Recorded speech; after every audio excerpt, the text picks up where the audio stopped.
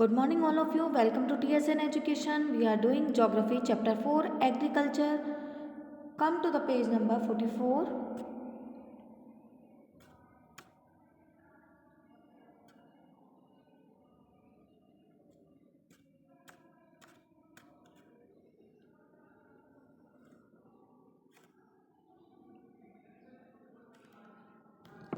Topic Agriculture Development. Agriculture development refers to efforts made to increase farm production in order to meet the growing demand of increasing population. This can be achieved in many ways, such as increasing the cropped area, the number of crops grown, improving irrigation facilities, use of fertilizer, and high yielding variety of seeds. Mechanization of agriculture is also another aspect of agriculture development. The ultimate aim of agriculture development is to increase food security. Agriculture development जो खेती में जो विकास किया जाना है उसके बारे में अब हम पढ़ेंगे। ऐसे एफर्ट्स किए जाएं कि जो फार्म से होने वाले प्रोडक्शन है उसे इंक्रीज़ किया जा सके, उसे बढ़ाया जा सके और जिससे कि पॉपुलेशन के बढ़ने से जो डिमांड बढ़ी है उस डिमांड को पूरा किया जा सके। इसे हम मैनी वेज से कई तरीक़ों से अचीव कर सकते हैं।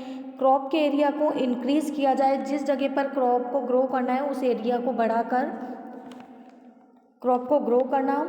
इरिगेशन फैसिलिटीज़ जो सिंचाई के साधन हैं उन्हें इम्प्रूव किया जाना।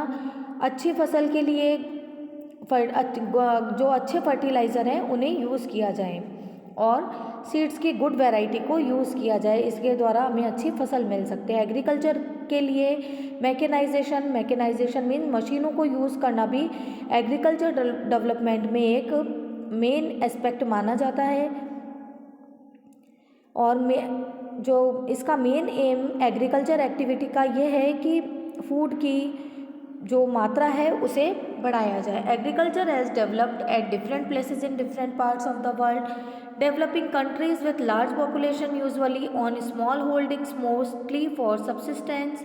Larger holdings are most suitable for commercial agriculture, as in USA, Canada, Australia, with the help of two case studies of farms, one farm India and the other farm of the USA. Let us understand about agriculture in the developing and developed country.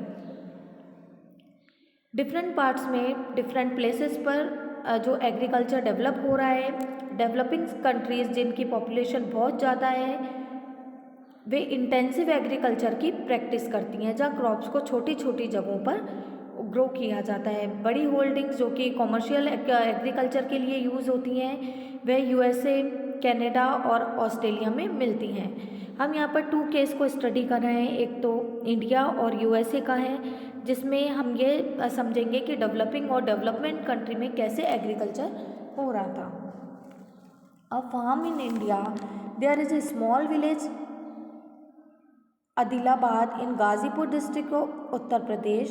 Munna Lal is a small farmer in this village who had farmland of about 1.5 hectares. His house is in the main village. Uttar Pradesh के Ghazipur district में आदिलाबाद एक small village है। उस village में मुन्ना लाल एक small farmer है। उसके पास 1.5 hectare land है और उसका जो हाउस है मेन विलेज में ही है। He purchase high yielding variety of seeds from the market every alternate year. वह एक वर्ष छोड़कर सीड्स की हाई यील्डिंग वेराइटी परचेज करता है। The land is fertile and he grows at least 2 crops in a year which are normally wheat और rice and pulses. इसलिए जो वहाँ की जो लैंड है वो काफ़ी फर्टाइल है, वहाँ की जो ज़मीन बहुत उपजाऊ है, इसलिए एक ईयर में 2 क्रॉप्स वहाँ पर ग्रो हो सकती हैं in a year which are normally wheat और राइस एंड पल्सेस, जिनमें कि मुख्यतः गेहूँ, चावल और दालें शामिल हैं। The farmer takes advice of his friends and elders as well as government agriculture officers regarding farming practices. Farmer अपनी फील्ड जो भी उनके फ्रेंड हैं, एल्डर्स हैं, उनसे जो बड़े हैं और एग्रीकल्चर के जो ऑफिसर्स हैं उनकी एडवाइस लेकर फार्मिंग करते हैं। He takes a tractor on rent for ploughing his field though some of his friends still use traditional method of using bullocks or plowing. There is a tube well in the nearby field which he takes on rent to irrigate his field.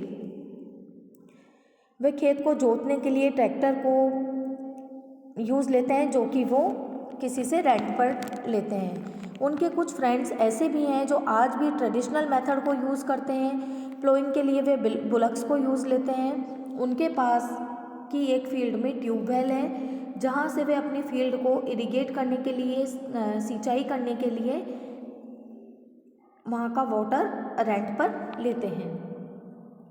Munna Lal also has two buffaloes and few hence.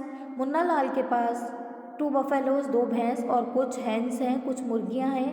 He sells milk in the cooperative store located in the near by town. वह इनका जो milk होता है cooperative store जो कि पास के शहर में है वहाँ जाकर सेल करते हैं। He is a member of the cooperative society which also advises him to the type of fodder for his animals, safety measures to protect the health of the live stock and artificial insemination. वह खुद भी इस cooperative जो society के member हैं, इसलिए उन्हें advice दी जाती है कि वे किस टाइप का जो फॉडर है, जो चारा है एनिमल्स को उन्हें खिलाना चाहिए और इसके अलावा जो भी कैटल्स उनके पास हैं उनकी हेल्थ को प्रोटेक्ट करने के लिए उन्हें क्या करना चाहिए और आर्टिफिशियल जो इंसेमिनेशन है उन्हें कैसे यूज़ करना है। All the members of the family help him in various farm activities. उनके फैमिली के सभी मेंबर्स कई फार्म एक्टिविटीज़ में उनकी हेल्प करते हैं। Sometime he takes credit from a bank of the agriculture cooperative society to buy HYV seeds and implements. कई बार वे बैंक या एग्रीकल्चर कोऑपरेटिव सोसाइटी से लोन भी लेते हैं जिससे वे HYV सीड्स और इम्प्लीमेंट्स को खरीद सकें। He sells his produce in the mandi located in the near by town.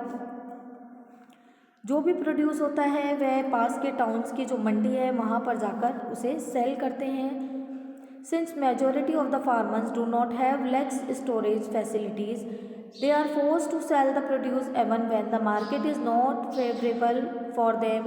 बहुत से उनके फार्मर्स मेजॉरिटी में ऐसे भी हैं जो कि उनके पास क्रॉप्स को स्टोर करने की फैसिलिटी नहीं है और उन्हें प्रोड्यूस को तब भी सेल करना होता है जब मार्केट उनके फेवर में नहीं हो। In recent years, the government has taken some steps to develop store facilities. कुछ ईयर्स में जो गवर्नमेंट है ऐसे स्टेप्स लिए हैं जिससे कि इनकी स्टोरेज फैसिलिटीज़ को डेवलप किया जा सके। A farm in the USA,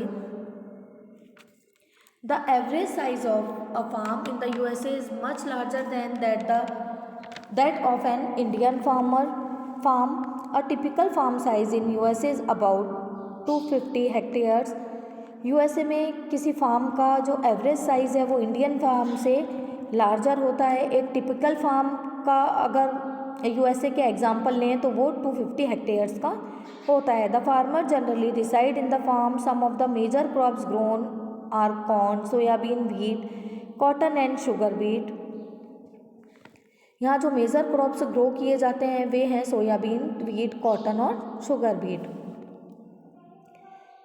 Joe Oren, a farmer in the Midwest USA in lowest state, owns about 300 hectares of lands. He grows corn on his fields after making sure the soil and water resources meet the needs of this crop. जो horn एक farmer जो कि mid waste USA में रहते हैं, लोवा state में, उनके पास 300 hectare की एक लैंड है। वे अपनी फील्ड पर कॉर्न को ग्रो करते हैं और इस बात से श्योर रहते हैं कि वहाँ पर वाटर और सॉइल रिसोर्सेज जो हैं वो इस क्रॉप के लिए जो ज़रूरी हैं वे यहाँ पर हैं या नहीं हैं। Adequate measures are taken to control pests that can be damage the crop. From time to time he sends the soil samples to a soil testing laboratory to check whether the nutrients are sufficient or not. Adequate measure किया जाता है जिससे कि paste crop को damage ना कर पाएँ, और टाइम टू टाइम सॉइल के सैंपल्स सॉइल टेस्टिंग लेबोरेटरी में भेजे जाते हैं कि सॉइल में सफिशिएंट न्यूट्रिएंट हैं या नहीं।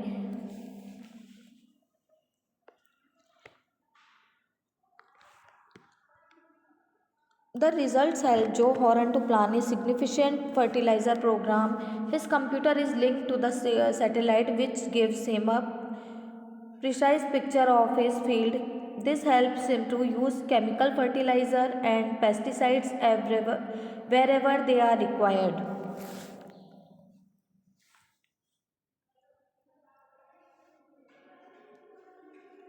जॉन हॉरन उन्होंने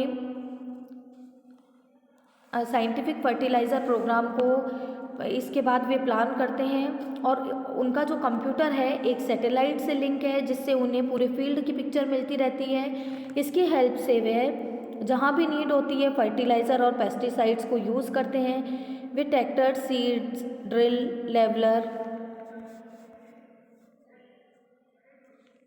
कंबाइनर, हार्वेस्टर और थ्रेशर को एग्रीकल्चर के वेरियस जो ऑपरेशंस करने के लिए यूज़ करते हैं।